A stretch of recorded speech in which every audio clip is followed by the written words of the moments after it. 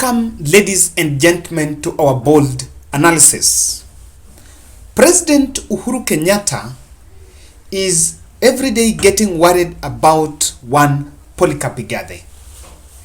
And yesterday I watched the Nairobi Debate, and there are some few gaps that I captured in that debate. While Johnson Sakaja looks someone who is conversant with the problems of the common wananchi in Nairobi, Polycarp Igathe has totally failed to customize his politician brand to the corporate CEO orientation. He's still the corporate person. He's still the elite politician. And I want to agree with people who say that Nairobi perhaps needs a manager, and that manager is in Polycarp Igathe. However, before we get the manager, we have to go through a political process. So the manager must still become a politician first, up to until August 9th. After the general election, the politician will drop the gumboots and put on the suit and become the Nairobi CEO. That is the main reason why Polycarp Igathe was brought in Nairobi politics. However, Sakaja seems to be having misguided sense of entitlement. And to him, it seems like the governor's post is already waiting for him in his doorstep. Perhaps you can give it to him. And I don't understand why he failed to attend the interview on time, but then did not apologize then. I later realized in Twitter that Kenyans were really asking him tough questions about why he didn't apologize, and he had to apologize through his Facebook page. But again, that points out, because if Nairobi needs a CEO narrative is to sink, then that is going to outdo the candidature of Sakaja amongst the middle class. But I have a question. The operation to fix Nairobi, does it need a populist? Otherwise, Sakaja seems to be getting everything right in terms of inheriting Tim Wanyonyi's supporters, but the race is not so good on his side. President Uhuru Kenyatta today, the 12th of July, was opening a hospital in Mwiki, in Mihango, and these are the level 2 and 3 hospitals amongst the 28 hospitals that are built through under the project of universal health coverage among the Big Four agenda. But out of the Big Four, I think you can take everything from President Uhuru Kenyatta, but out of the Big Four, health has really tried its best, even though that is where there were also some very challenging moments, namely the COVID-19. And for the first time, the former governor, Mike Sonko, accompanied President Uhuru Kenyatta to an event there. Guys, this is not a coincidence. And this is something that is planned. President's itinerary, when going to launch these projects, was, I want to understand, it was first coordination with the Nairobi County government. It's now headed by Ann Kananu, the NMS, and the Office of the President. So, who amongst these three parties might have roped in Mike Sonko? And yes, he can be roped in. But if the protocol team did not, if Sonko's presence in that meeting did not get the nod of the protocol team, then Sonko would not even have spoken there. That is a high probability.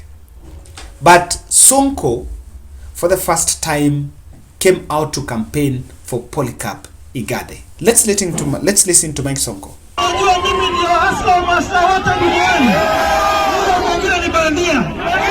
Sasa mimi kwanza ningependa kushukuru Mheshimiwa Rais wetu Uhuru Muigai Kenyatta.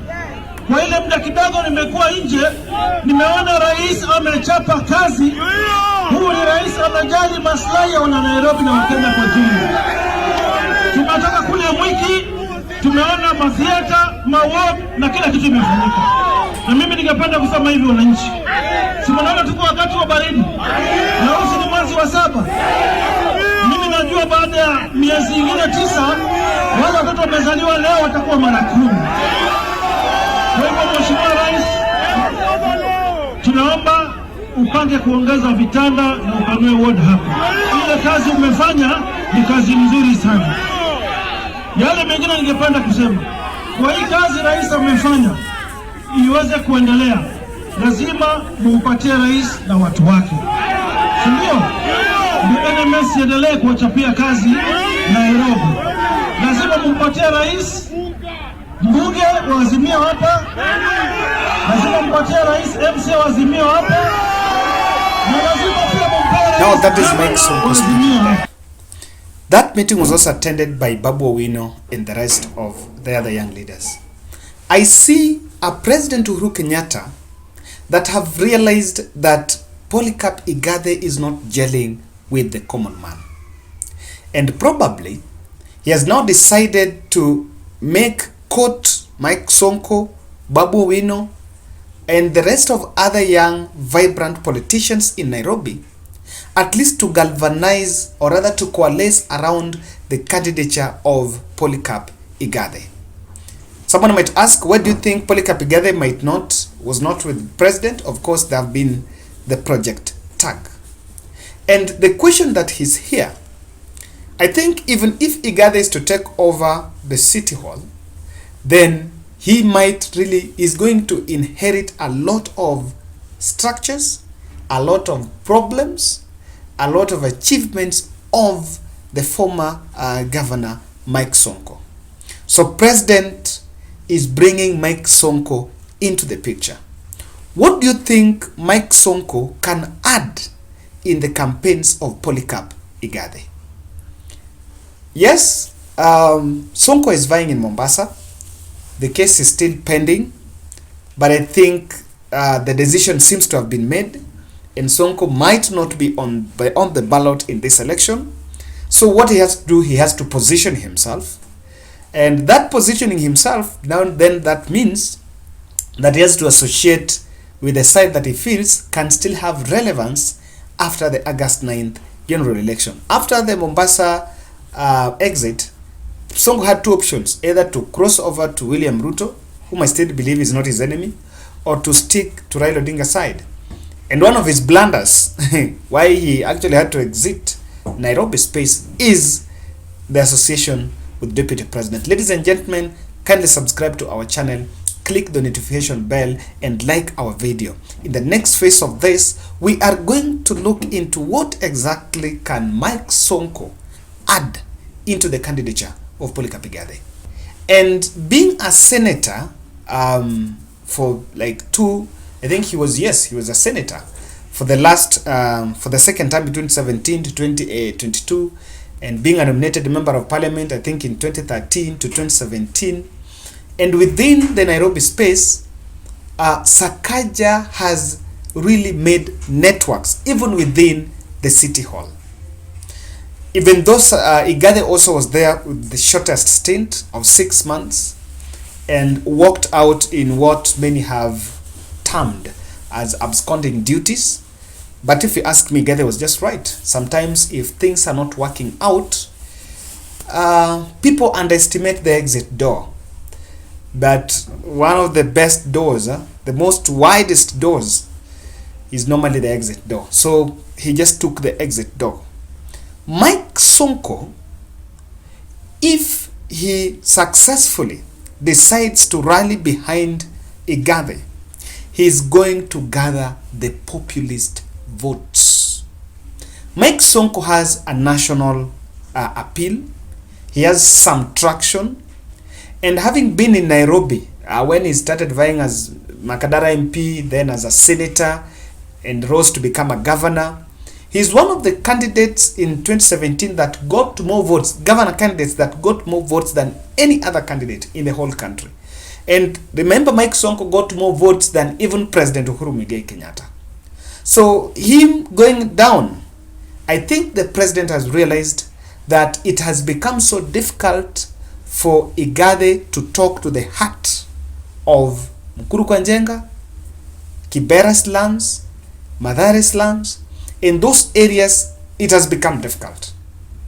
And because it is not a one-off, you cannot compare Igathe, who is just coming now, with Sakaja, who has been with the residents of those areas. So that is bit seen, and I think President Uhuru Kenyatta is bringing Sonko specifically for that. He can coalesce, and he knows the corridors of the city. Then Sonko is going to build a euphoria around Polycarp Igathe, because he's one of the candidates that brought a big turnout in 2017.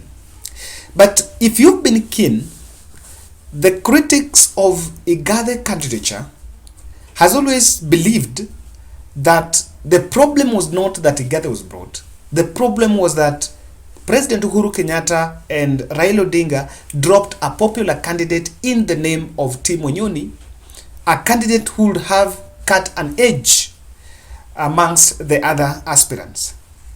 But then it has become not very easy for Polycarp Igathe to convert Raila's campaigns or Raila's supporters to his supporters. I want to say this in relevance to the debate.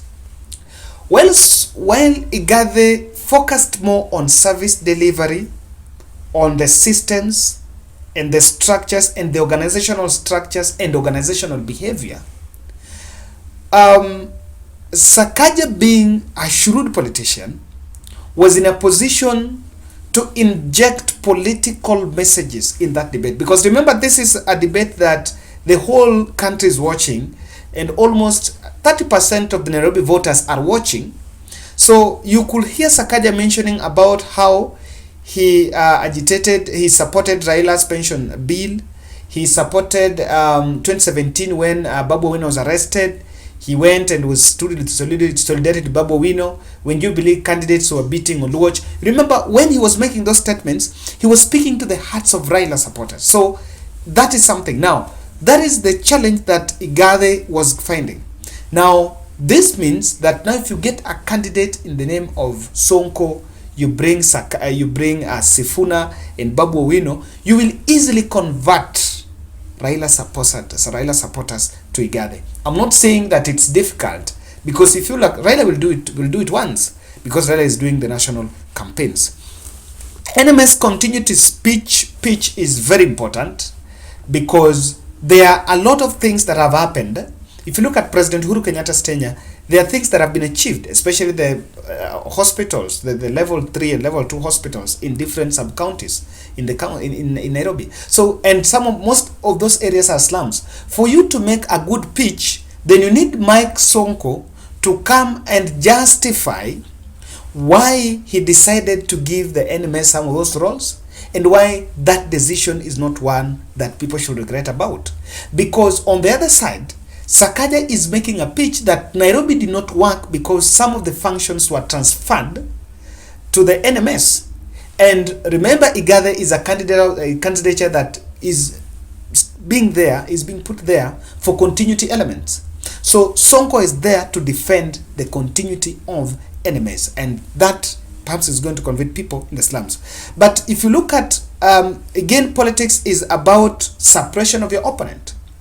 Igathe cannot suppress Sakaja in the campaign trail. Maybe in social media, maybe in a debate in terms of competence, maybe in through the media engagements, but on the political campaign trail, the person that can deconstruct Sakaja is one Mike Sonko. Because Mike Sonko can go and tell people, deconstruct the track record of Senator Sakaja. Because what Sakaja is depending on in this election is making a pitch on what he has done as a senator. Now, the person who can undo his track record is Mike Sonko. And perhaps that is my bold look why the president seems to have brought Mike Sonko close to the circles of power.